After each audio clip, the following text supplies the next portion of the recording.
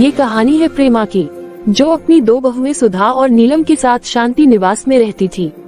उनका खूब आलीशान बंगला था, जिसमें एक कमरे में बड़ी सी बालकनी और बड़ी बड़ी खिड़कियां थी। घर का नाम तो शांति निवास था, पर इस घर में शांति की ही कमी थी। प्रेमा सोफे पर बैठी होती है कि उसकी छोटी बहू सुधा आती है। माँ जी, आपसे एक बात करनी थी। हाँ बोलो सुधा। माँ जी, वो मेरे कमरे की छत बहुत खराब हो रही है, पेंट करवाना पड़ेगा।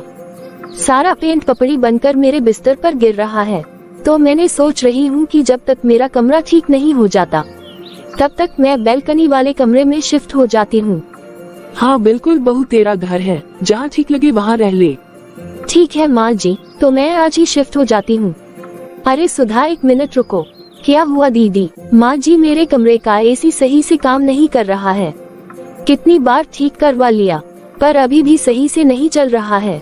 लगता है बदलवाना पड़ेगा। तो मैं सोच रही थी कि बेकार में इतना खर्चा करने की क्या जरूरत है, बैल्कनी वाले कमरे में मैं शिफ्ट हो जाती हूँ।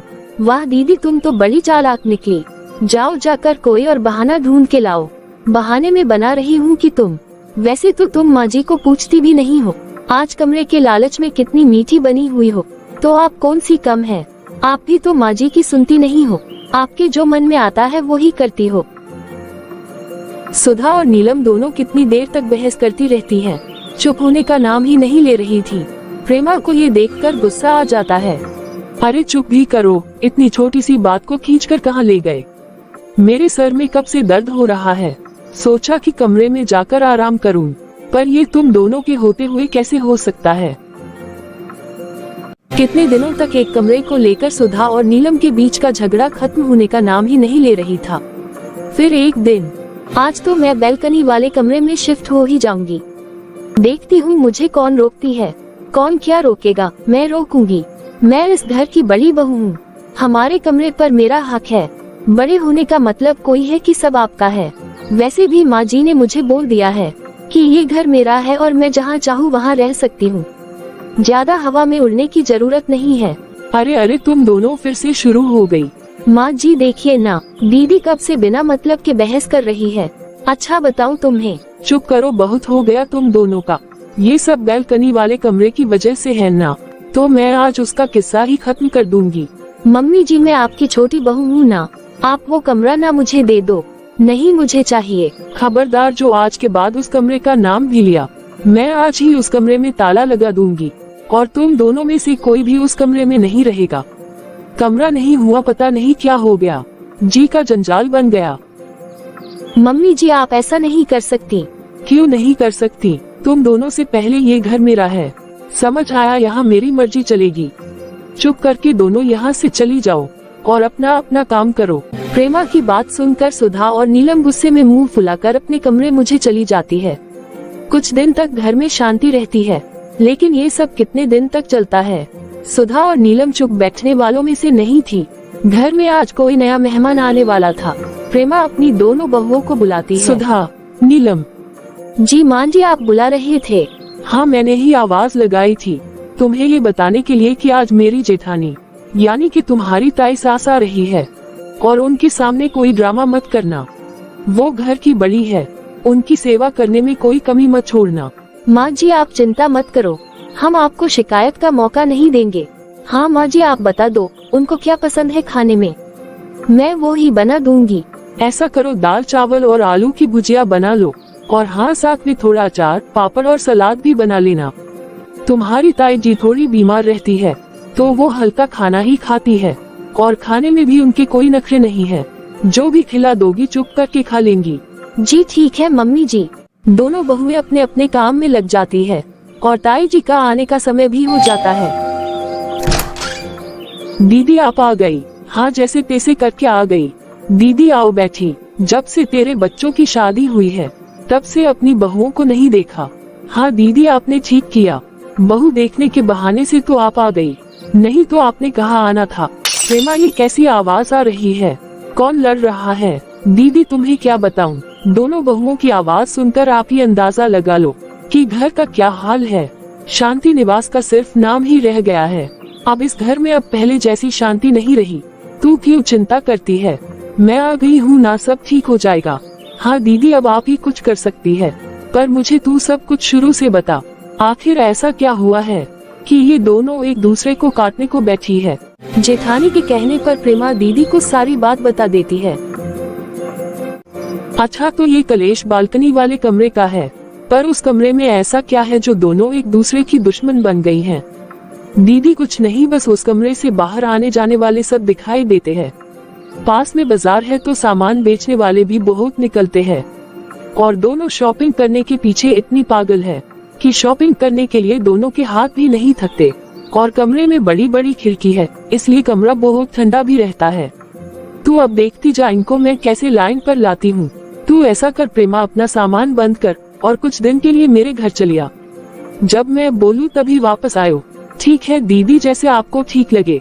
फिर प्रेमा अपनी जेठानी रमा के घर चली जाती है और अब यहाँ ताई जी का राज चलेगा। ताई जी, मम्मी जी कहाँ है?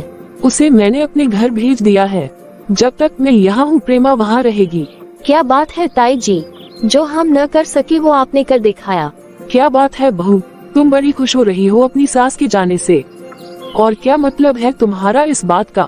मैंने प्रेमा को घर से नहीं निकाला है, कुछ दिन रहने के लिए भेजा है। ताई जी, आप तो मेरी बात का बुरा मान गई। बुरा तो बहू तुम मानने वाली हो। ऐसा करो, मेरा सारा सामान ऊपर वाले कमरे में रख दो। ताई जी, आप बैल्कनी वाले कमरे की बात कर रही हैं क्या? उस कमरे का तो नाम भी नहीं लेना ताई जी। मम्मी जी ने साफ साफ मना किया है कि कोई भी उस कमरे में नहीं रहेगा। तुम्हें अपना दिमाग इधर उधर दौड़ाने की जरूरत नहीं है छोटी बहू। मुझे कहीं भी रहने के लिए तुम्हारी सास की इजाजत लेने की जरूरत नहीं है। दीदी, ये बुढ़िया तो हमारी सास से भी 2 कदम आगे है।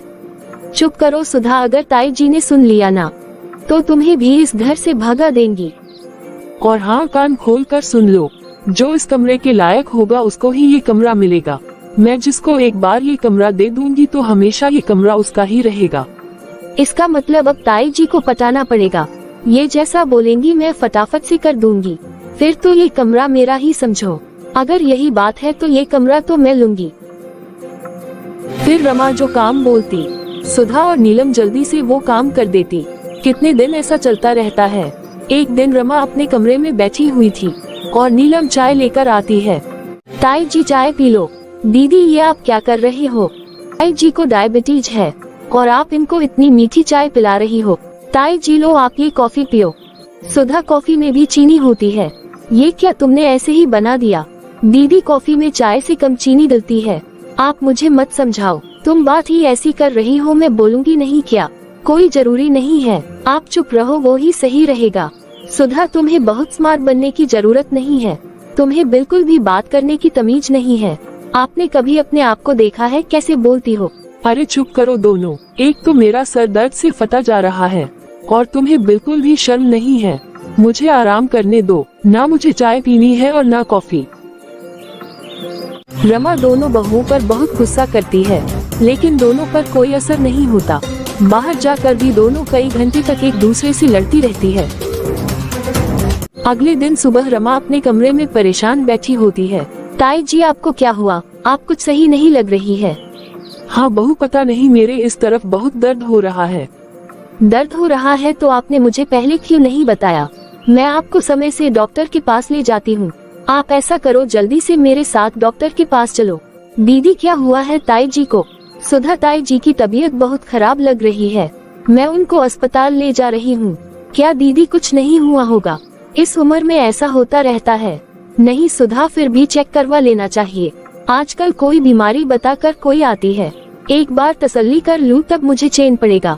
सुधा, तुम भी चलो। आप जा तो रही हैं, 2 लोगों की क्या जरूरत है? वैसे भी मुझे कुछ काम है।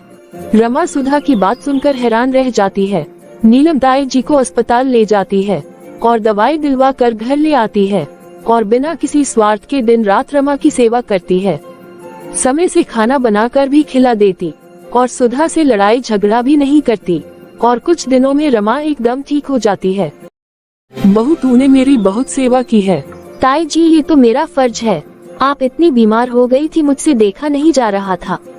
एक ये है जिसे कोई चिंता नहीं थी, एक बार भी कमरे में पूछने नहीं आई। ताई जी, आप हमेशा मुझे गलत समझती हैं। आप ठीक नहीं थी इसलिए मैं कमरे में नहीं आई। अगर मुझे इन्फेक्शन हो जाता तो मैं बीमार हो जाती, तो घर का ध्यान कौन रखता? मम्मी जी भी घर में नहीं है, सब कुछ मुझे ही तो संभालना होता है। हाँ हाँ, तुम ही तो इस घर को चला रही हो, इसलिए मैं तुम्हें एक खुशखबरी देना चाहती हूँ। अच्छा तो फिर जल्दी बताओ। सुधा, मैं बालकनी वाला कमरा नीलम को दे रही हूँ। क्या आप मेरे साथ ऐसा नहीं कर सकती? आपने जो बोला वो सारे काम मैंने चुपचाप किए। बहू, जो इंसान किसी के दुख में उसके साथ खड़ा नहीं हो सकता, वो इंसान कभी भी किसी के बारे में अच्छा नहीं सोच सकता। मैं तो इस परिवार का हिस्सा हूँ, चाहे तेरी सगी सास नहीं हूँ, घर की बड़ी तो हुई, और तुमने क्या किया, मुझे ऐसे ही छोड़ दिया। अगर नीलम बहू मेरा ध्यान नहीं रखती तो मेरा क्या होता? एक तो इस उम्र में शरीर ठीक नहीं रहता, और ऊपर से अपनों की नफरत देखकर इंसान बीमारी से पहले दुख से मर जाता है। इसलिए आज से ये कमरा नीलम का हुआ, और तुम इस कमरे के बारे में सोचना भी नहीं। नीलम खुशी खुशी बालकनी वाले कमरे में शिफ्ट हो जाती है, और सुधा अपने कमरे में बैठकर बालकनी वाले कमरे का अफसोस करती रहती है।